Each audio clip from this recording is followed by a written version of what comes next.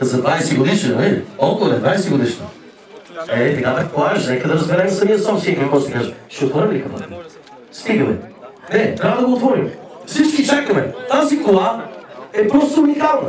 Аз чух, чух как се изстрелваш и поскачаш като на дансинга. Издухал съм се. Сериозно. Отвори капак, моля ти се. Отвори капак. Айде да чувам аплодисменти! Аплодисменти! Ако трябва ти дам клещи. Добре, ще ахваме ли? Ах, наистина! Наистина заслужили аплодисменти! Не, това е страхотно, бе. Това е красота, бе. Аз чувствам си като по филмите. Чакай малко сега.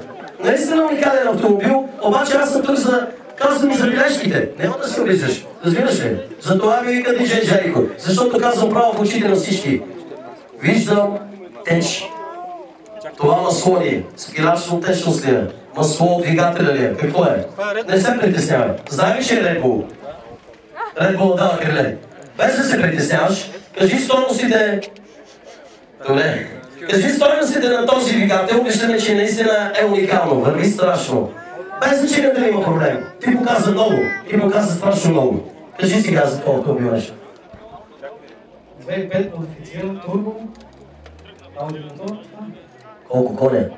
680 на киловатт.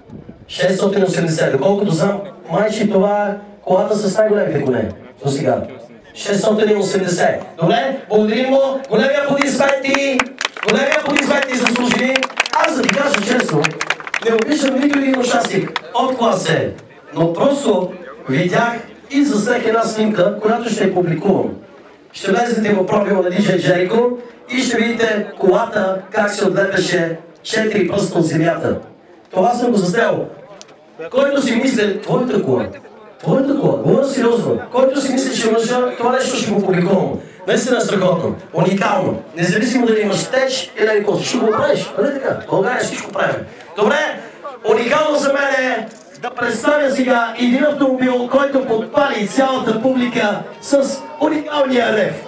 Дами и господа, номер 117. 117